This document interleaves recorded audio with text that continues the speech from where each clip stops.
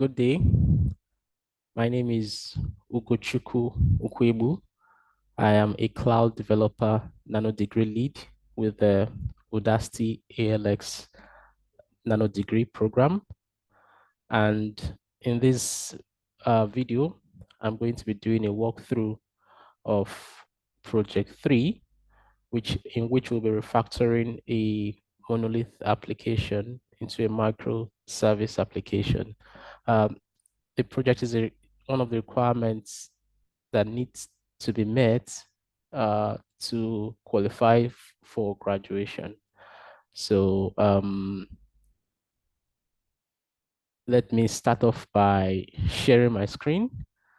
Uh, the walkthrough is to help students so that it's supposed to act as a guide for students to successfully go through the project. So I begin with the overview of the project. The title of the project is Utagram Image Filtering Microservice. And what I would recommend to students is everything you need is provided in the course material. So just follow through, follow the instructions. We follow step by step. It will make it easier for you to successfully build your project and deploy it successfully. And these tips, this walkthrough is more or less to provide you with a kind of a demonstration to know uh, that you can complete the task yourself, right? But essentially, if you take a time to follow all the instructions, you will get the same thing done. So I begin on the project overview page, which every student will have access to. So you pretty much read it. I won't go through details. Just go there, read it, watch your videos, right? So you'll be told your prerequisites. We should have Git installed for uh, Mac, Linux, Windows, whatever environment you're using. For me, this demonstration, I'm doing it on a Windows machine.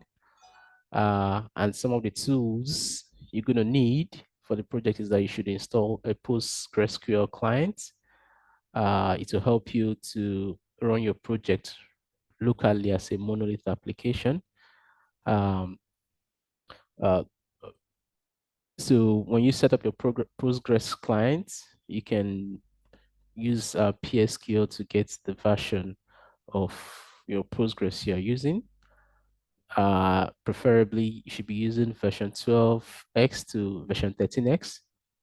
And then Node.js, you're required to have, the project has worked Node.js from version 12.14 or greater up to 14.15. And these screen will give you the instructions of the steps you need to follow. And of course, you should also have your Ionic command line utility. You should have Docker Desktop for running the project locally in a multi-container environment. You should have AWS CLI version 2, and the steps to configure it are listed in the course. The links are there available for you to get more material to help you configure your system to interact with AWS. And of course, you should have kubectl command line utility to communicate. You can see these are all links. If you click on the links to follow you to um, to follow you to pages with detailed instruction of what to follow through with. So we begin, you're going to do a fork of the project repo, monolith to microservices on Udacity GitHub. So you click that link, you'll be able to do the fork. I have already done so. So I will just go ahead to the next step, which is getting started. So I've moved to getting started. I'm sure you all also have access to all I'm doing. So the walkthrough I'll be doing, it will be in several parts. It's not going to be one long walkthrough from end beginning to the end. So this first part is going to, I'm going to follow with I'm going to end it with when I complete standing up the monolith application, right? So this first part is to clone the repo, stand up my project directories or folders, and then run test, build the monolith application and test it, right? So the things you need to do, you need an S3 bucket, a PostgreSQL database. Here are the instructions to create your S3 bucket. Of course, um, every student who has access to this course material should also have access to uh, temporary federated accounts with AWS where you can test out all these concepts. For me, I have already created my environment. I'm ready to do the walkthrough. So I've created my bucket. So you can come here too. The instructions to create your own S3 buckets is here for you to follow through. Just to make sure you follow all the steps. Don't miss anyone so that you get everything properly. No headaches. Uh, Instructions are well listed, the permissions, the course configuration. So just follow the instructions, get your environment ready, and we'll be good to go. And also, next thing is to create your Postgres SQL database. Uh, and then, even you have videos there to help you walk through and even make connection with your database. I have followed all these steps. See, it's detailed instructions. And of course, after creating your Postgres SQL database, you make sure you edit the security group and include an inbound rule to allow incoming connections from anywhere. And then you test your connection with this command, right? And you just go ahead to do what you want to do. And when your application is up and running, you can run commands like the following, right? So, and then you set up your environment variable. Okay, so maybe I should start, I think I should start my own demonstration here. I've already done a fork of this project. So, and then set up environment. So if I think I have my folders ready. Here, I did a fork into this directly. You can see this highlighted here is CD 0354 monolith to microservices project. So I've done what normally once I do a fork of this, I would come here, copy everything in the cloned directory into a separate environment where I do my dev. So here I also have another directory where I, put related materials. So I've created another folder with a dev, and I've basically copied the content from the cloned repo into another directory where I want to be building from. So let me just come out a little bit from here, and then open. I'm using Windows environment, so I pretty much git bash into that folder where I want to work with, and I do a code dash to open up uh, my own, to open up a local instance of VS Code where I work from, right? So when you open up, this is the default setting. You're gonna see .sh. Well, this is my own setting .sh. For obvious reasons, I don't want to open up my own because it has my own live credentials. And of course, it's recommended practice not to keep your own credentials as to not disclose it, right, for security reasons. But this is how it's pretty much is. So the first thing I would we'll start with okay, let me open a terminal here. So I would just run a directory. Here I like to use git bash. So I come here I begin with I want to set up my environment variables and the command to do so. First of all, to show that there's nothing here right now, if I run this command, echo postgres username, right? It's empty. The variable is empty right now. But if I now kind of um, do this,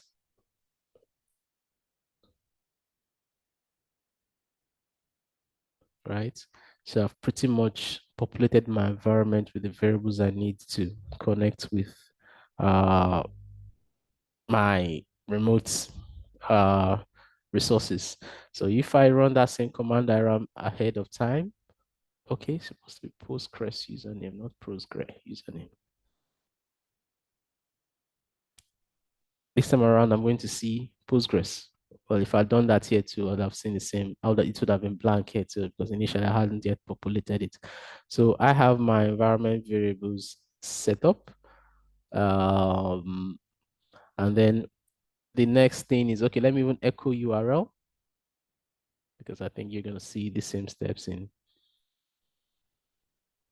Right, so I'm ready to go. So the first thing I want to do, okay, I don't have, this is not yet a Git repo.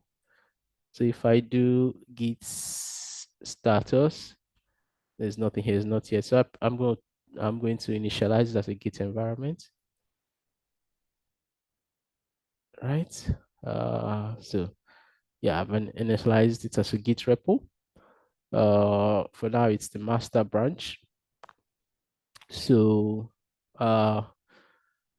first of all, I don't want my uh the file that contains my environment variables to be tracked. I don't want to, we shouldn't expose sensitive credentials in a place like GitHub. So I'm going to run this command.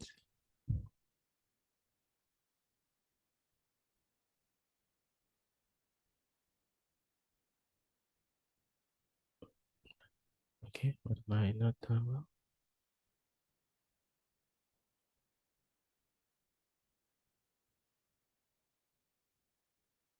Okay, okay, okay. So I do a git add all.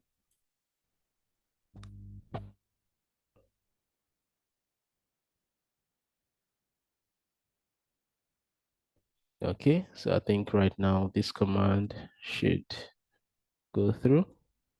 Okay, so that's sets env.sh will not be tracked by Git. So I do a Git commit. So I just call it my first commit.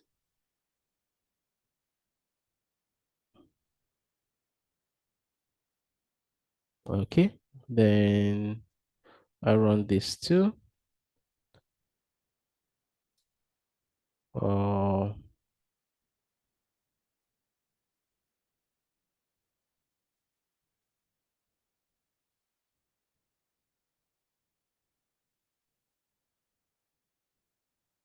Git ignore. All right, so this also doesn't go to Git, right? So if we want to see the effect of that last command I ran, we're going to be seeing setev.sh, I think, listed among the last things there, so that the file container environment variables is not accidentally uh does not accidentally get to be pushed to a source repo like GitHub. So with that done, uh okay, coming back to our instructions. Yeah, so I would recommend this for students. Make sure you follow up with your instructions. Fork the project repository, clone it, just like I've done. Set up your environment variables. Just follow the steps. Like I said, I'm using a Windows environment, so you might want to look at the instructions for your own development environment and follow them, because these environments have their different peculiarities, right? So, and of course, before going deeper into the project, you're advised to go through your project rubric to understand what it's to understand your requirements you have to meet for your project to be successfully reviewed. So I move on to okay, so this is the screen. So this is now I want to run my monolith application. So if you come here to there's a short video that would be helpful to you too, to guide you to execute the project successfully. So the first thing, right? If we look at the structure of the project folder, so you see there is Udagram API. This is the backend folder, and then there is the front-end folder or front-end directory, right? So in this first stage, the first thing is let's get into the backend directory, ls. So cd Udagram API, right? So I'm there. I do an ls there. So I see all the things I need to do. The first thing I do from that directly is, okay, this is the instruction screen. I install all the package dependencies. I will advise to ignore the warnings, right? So I come back, I do an npm install here, npm install in this directory. So that goes.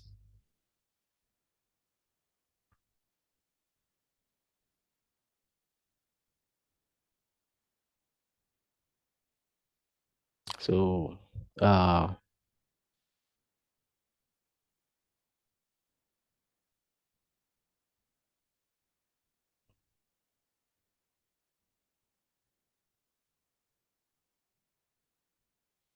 so that's installing all package dependencies.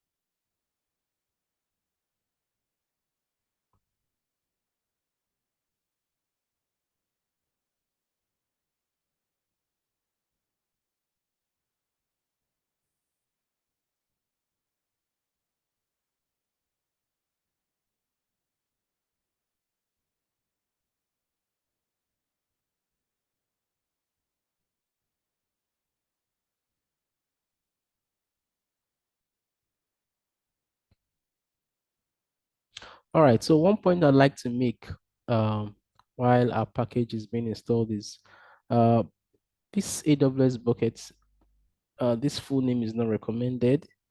It's going to give you issues.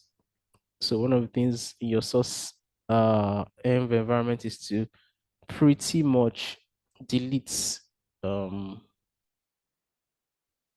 the section that has this ARN colon AWS colon S3 triple colon, right? That's this particular setting is going to give you issues. So I recommend you delete it. So this means when my npmi completes installation, I'm going to pretty much run source setenv.sh again to repopulate with the correct values. So the correct values are already set in my setenv.sh. I just want to point it out because we downloaded the default download is this full one. It's not going to work seamlessly. So you delete it, save it, and then just leave it with the bucket name as plain as plain as it is right now. You will be good to go.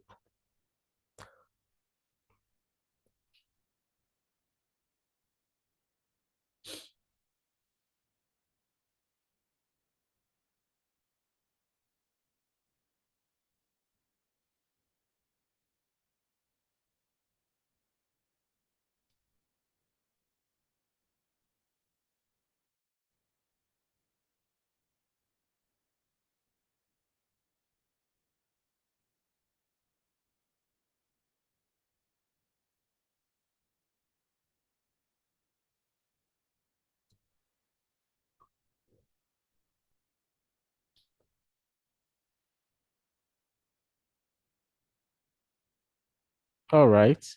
So our package dependencies uh, have completed downloading. And we can see from my screen that it's telling me that added 459 packages from contributors, found 25 vulnerabilities, and is advising me to run npm audit fix to fix them, or npm audit for details. So let me point you to instructions for the project. If you go down, you see we're aware of commonly encountered errors, right? And the key resolution is to not update the dependencies using npm audit fix, right? So uh, so we shouldn't follow this here. So let's just the next instruction after downloading our dependencies. Let's look for it. Is for the backend is to run npm run dev. So let me go ahead now and run npm run dev.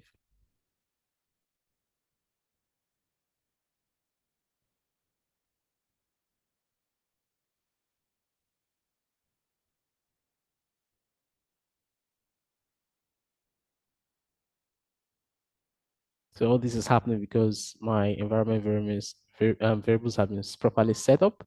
So I take this and let's see what happens when I go to the browser and open this link here.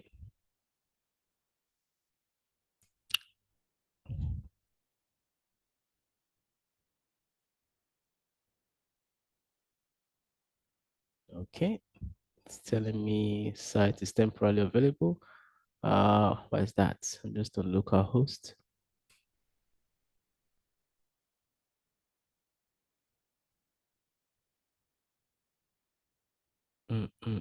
That's weird. Okay, all right. It's not supposed to be 8100. It's supposed to be 8080. All right, so let's see that. Okay, so that's that.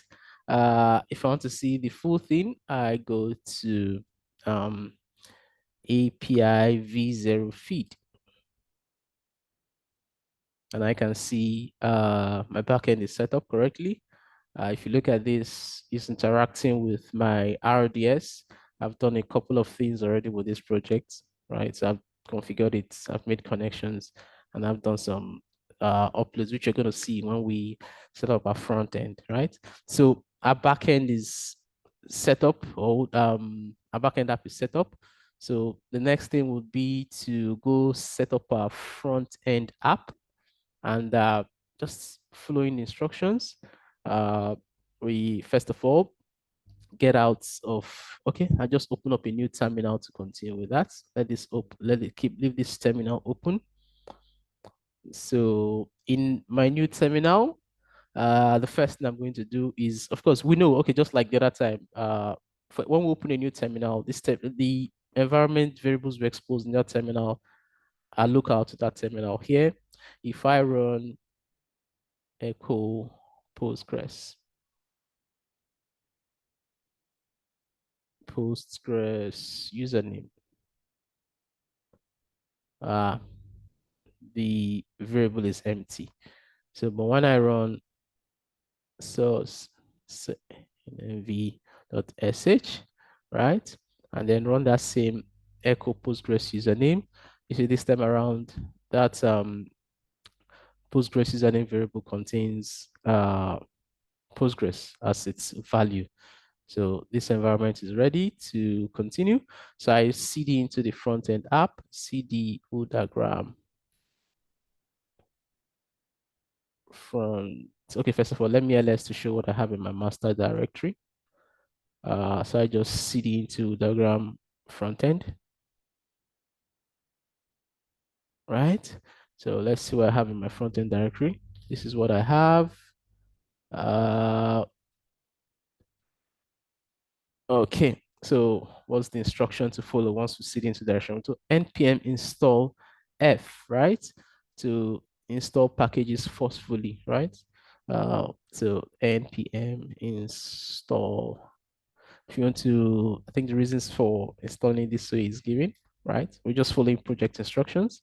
And my job is to show you that if you follow project instructions as closely as you can, you're going to get your project set up properly and it's going to run properly too.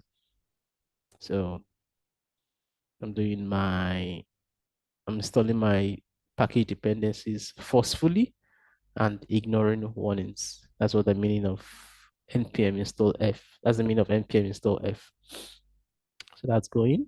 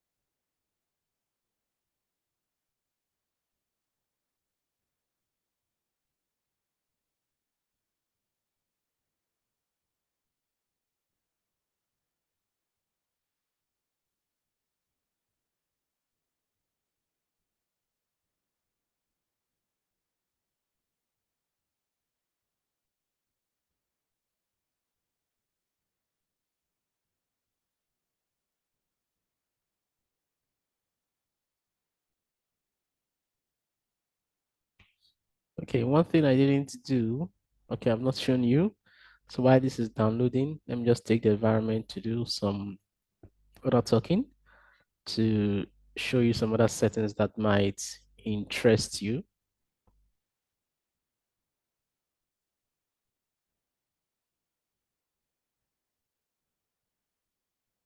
All right. So I want to show you, first of all, I'm using NVM.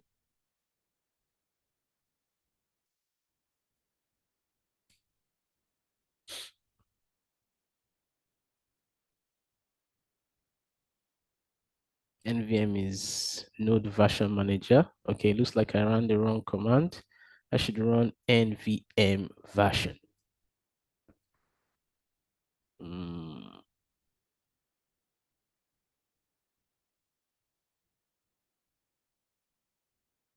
NVM version. Okay, so I'm using NVM 1.1.8. So let me do an NVM list.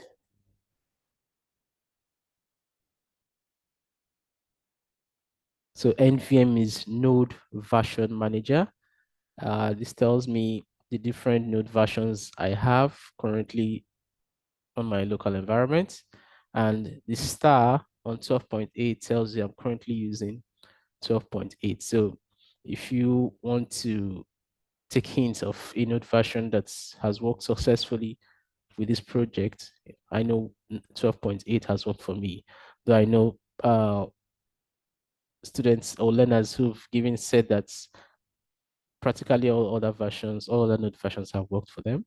But the projects recommended we stick with node versions between 12 and 14 because they've pretty much tested the code with those versions. So I'm using node 12.8. I can confirm that with this command, node version, right? Node version 12.8. So I think I just wanted to get that. Okay, our dependencies are still uh, downloading or installing. So the other things I need, I also have Ionic version. Let me see. I know Ionic version. I'm using,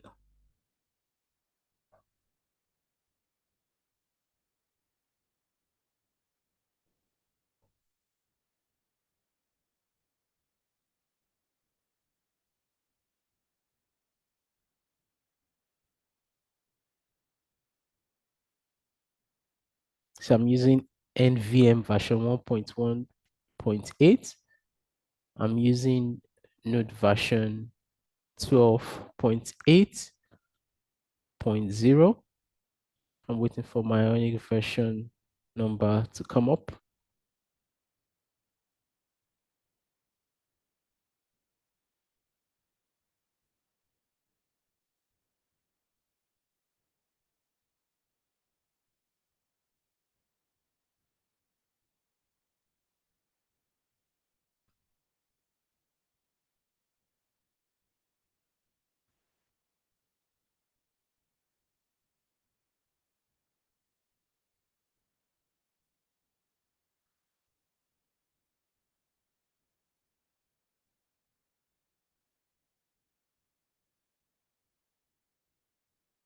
That's taking quite some time. Okay, I'm using Ionic version 6.20.1.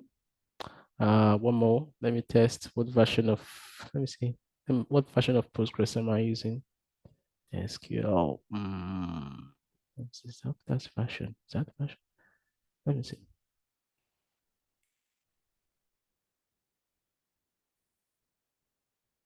Okay, so I have PSQL version 13.0, right? I think I ran this command to let you know that I've set up my environments just as was instructed in the getting started section of this course, right? So let me see. Let's go back to the terminal. We can still see front-end dependencies are still installing. So what else do I want to let us know about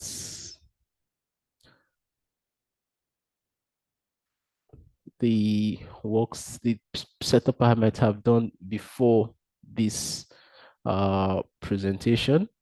Okay. I also have kubectl installed. So let me see what kubectl version I have.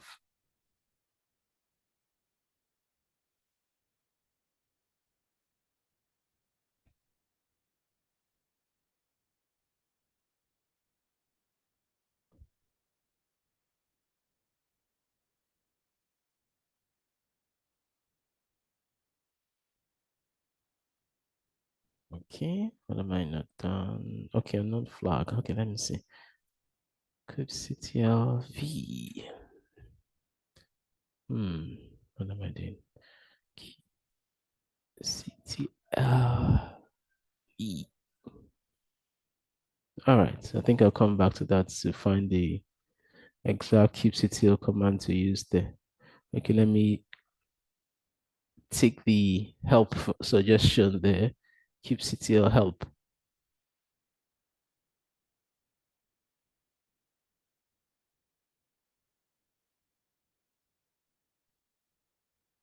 Okay, I should just do kubectl version.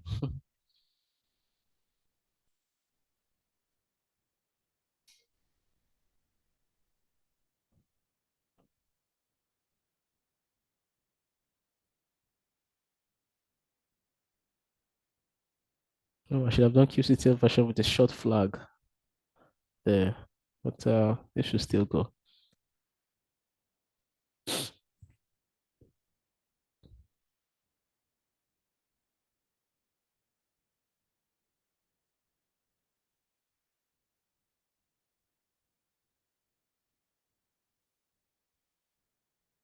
All right, so I'm using kubectl version 4.5.7, right? And it gives me some other information. All right. All right, let me see if our front-end, okay, our front-end dependencies have installed, has completely installed. So, as always, it gives us some suggestions. Uh, it's telling us that it's also advising us to run npm audit fix, right? So let's just ignore that. I think we'll be fine without that. Uh, so after installing, so let's do ionic build. That's okay. Let me just so that you know I'm not just taking all the suggestions. I'm just following the exact same instructions. We seed it into the Udacity frontend directly. I think we ran source settings.sh before that. Uh, okay, and then from the Udacity frontend directory, we did an npm install forcefully. So now it's time to run ionic build. So I run an ionic build here.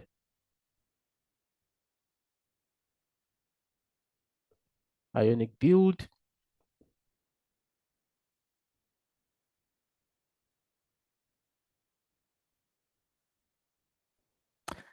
Yeah, I think I saw some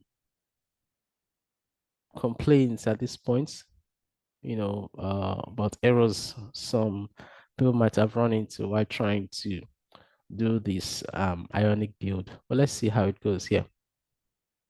I know some errors too can be due to poor internet network connection. So hopefully I have a good enough connection to download all the, to do a good compilation of my build here.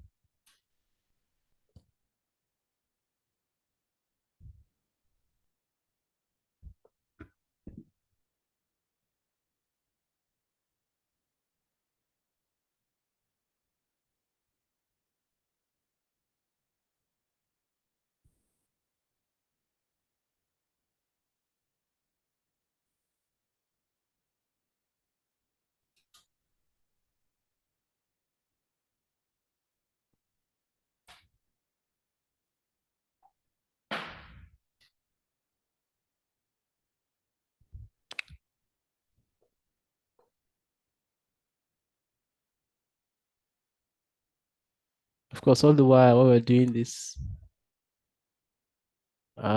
we do know that, okay, all the while we're doing this, we do know that our backend server is still up and running. So we've done our unique build, and we're just trying to get our front end server working too. So we've done our unique build. So let's do our unique serve.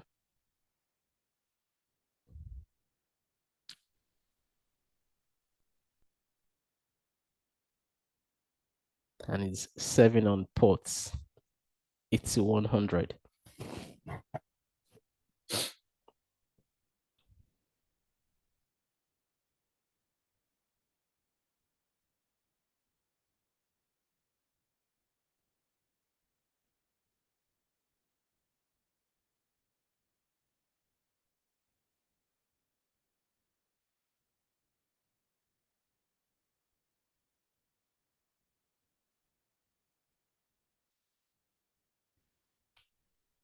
Okay.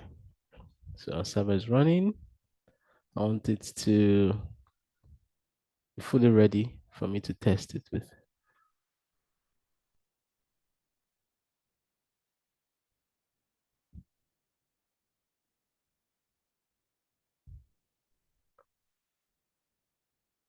Okay, so it's ready. So I just take that and well, I really don't need to be in the same browser here, but let's just do this here. Localhost 8100. So these are front end. Uh, you can see it makes connection with a backend, right? And I think just like I've told you, these are things in our backend, right? Just like I told you, I've done this several times before, and I've uploaded content on the web. If you're just doing this afresh, this is going to be empty, and you're going to have opportunity to uh, upload new images, right? So I've done the things I needed to do. I've set up my S3 buckets with the right configurations. I've set up my RDS instance running Postgres. And just to test everything from scratch. Okay, so this is almost like, just once again, this is my front end. This is the back end. The data is coming from, you can see this is, I've done this setup from an S3 bucket. Okay, so let me do a fresh register, right? So let me come up with a name I've not used before. Let's go with Vincent Bash. And let's give Vincent Bash a fictitious email address of Vincent at Bash. Bash. Let me make sure I come up with something that will probably be existing already. Bash dash 0000002 dot com, right? So let's give him a password of okay, I don't need to reveal this to you. Okay, let me confirm him. Okay, looks like it's not the same thing I put there. So I'm gonna have to try it again.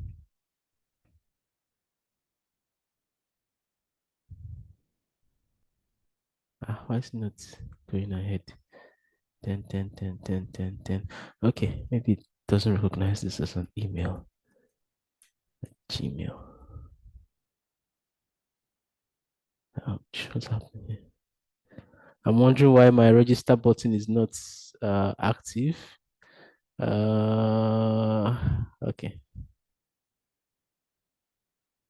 I want to be able to remember that so that I can log in later. Vincent Bash. Okay. Vincent Bash. Let me give him a password. I'm wondering why my register button is not coming active. Is there something I need to fill that I've not filled? Okay. Why is Vincent Bash? All right. I think it's supposed to be one word. Okay, it's supposed to be one full word, complete word. All right. Okay. So let me click a register on Vincent Bash. Don't save. All right. So registered at Vincent Bash at gmail.com. Nope. Did I remember his name? His password. I've forgotten the password I just used for Vincent Bash. I wanted to log out and log back in. Okay, I think I still remember it. So let's do a login, right? Vincent Bash.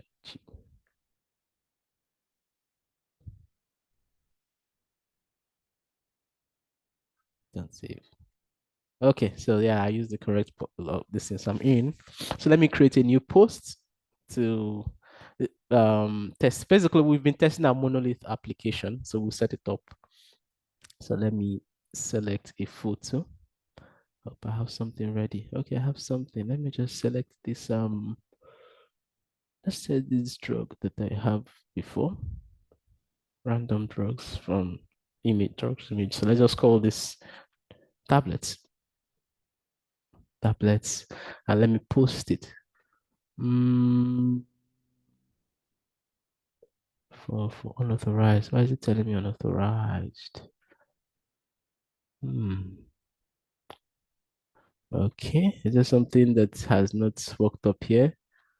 Okay, so basically I was testing I'll probably come back to this. What?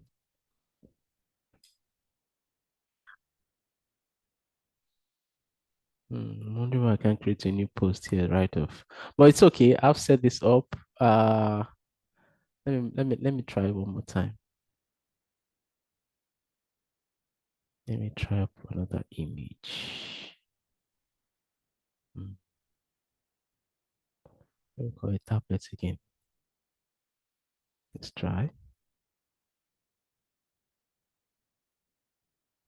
Okay, so this one successfully uploaded.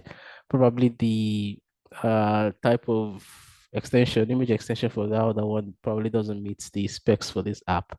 So this is our monolith app set up and tested properly, working.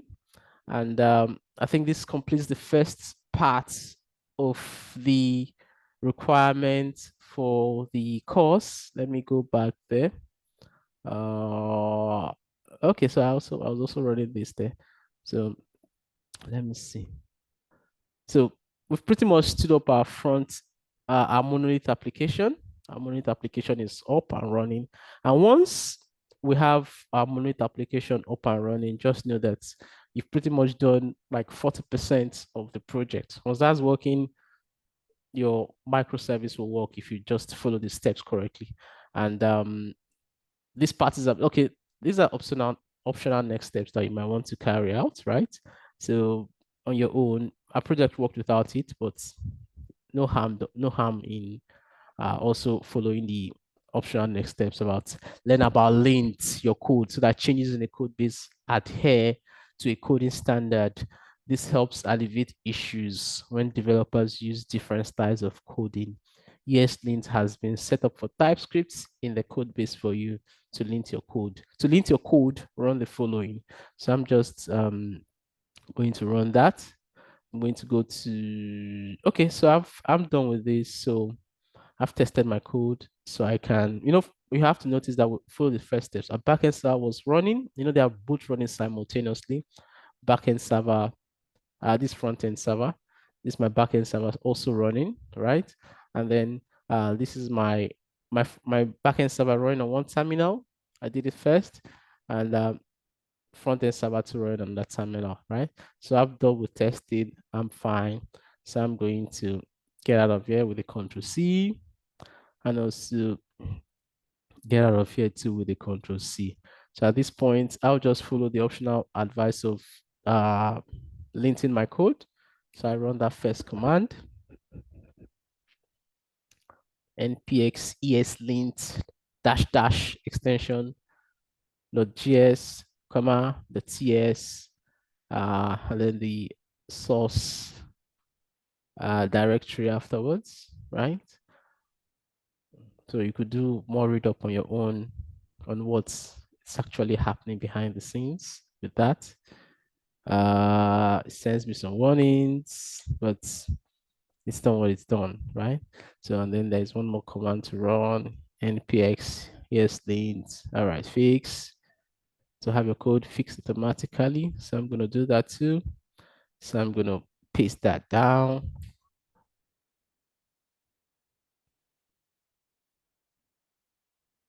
And done that too. 0 errors, 13 warnings, right? Well, we're good to go. We're following guidelines set up by the pros at Udacity, right? You can be sure you're following good steps. All right, so I've set up my monolith application. Before I move on, it's for me on a personal level. Once I have something that is tested that's working, these are the points where when I have at this point, it's if a convenient time for me to uh push to GitHub, right? And then manage my code structure from there as I develop, right? So for this, we all know that, okay, I think let me do a Git status here. Right now is my repo is only existing in my local environment. So I do a Git status here. Okay, I say I modified my git ignore. Yeah, that's when I added settings.sh there. So I do git add all, right? Git commit um added files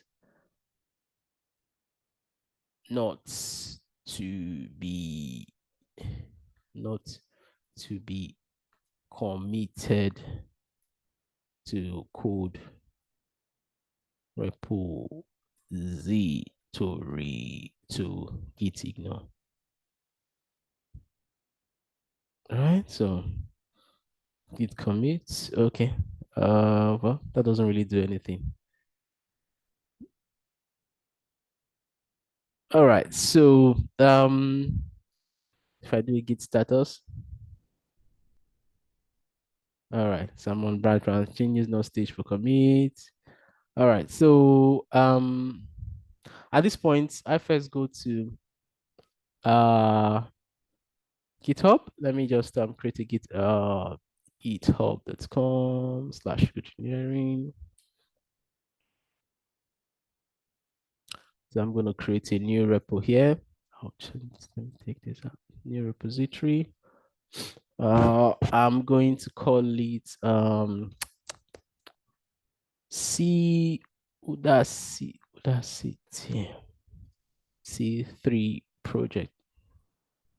So good enough that's available. Project.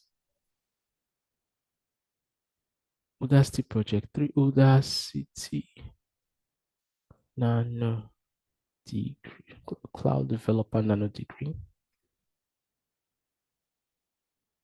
Nano Degree project 3 dash refactor monolith to microservices. Okay, I like to start with leaving my code repository private. I like to start, then later I decide that I put it public eventually. So to submit your project, I think it should be public, right? So that's it can be pulled and reviewed. So this is the first. I already have. It's not. I already have a local version of the repo, so I'm just going to create here. So at this point, it gives me instructions to complete it. So basically, to push an existing repository, I've done the other things here. So I come here, I add this remote origin to my local repo here. Okay. And the next step is okay, first, you can see that the default branch here is master. I want to change it to main. So I just follow this instruction, git branch dash main, right? So it changes the default branch to main. And then I do git push u origin main.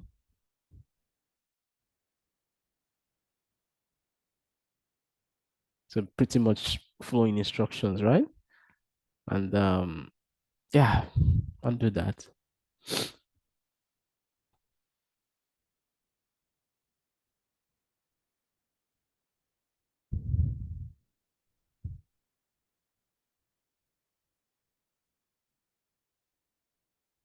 Okay, what's happening? Fail to push some refs. Ouch. Okay, this is something. Let me see. Let me do one more try.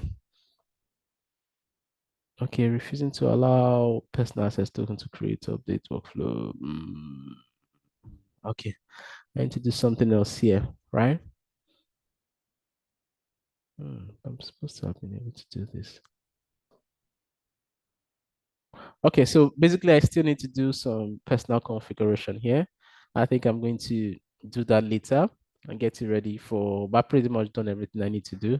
I think I know what I need to go do here to, add this scope to personal access token. I don't want to do it on a live video so that I don't expose some sensitive credentials, right? But it's just a few steps to do it. So when I come back for the second part of this project, I'm going to show you that our project is already up. Uh, okay, it's possible that our project is already set up. So let me see if it's already up there. It's possible that our repo is already set up. It's just telling me that it couldn't create workflows. Okay. So it's not there, but I'm going to complete. I think I know what to do. I'm going to do that and get it ready. So basically, we've done the main thing I need to do. We've set up our monolith application. We've tested it. So that's the end of the first part of the walkthrough for our project, Refactor Monolith to Microservices, right? So and we've tested it and it's working. So when I come back with the next part of this video, we'll be doing the microservices part where we'll break apart this monolith application to microservices. So thank you very much. Once again, my name is Ugochukwu Kwebu. I'm a cloud developer Nanodegree with the ALX cloud developer program with Udacity. Uh, I hope you find this video useful and helpful as you uh, do your project 3, refactor monolith to microservices. Feel free to reach out to me on Slack, on LinkedIn, right? And I will be happy to give you answers to questions you might have. Thank you very much and happy coding. Bye-bye for now.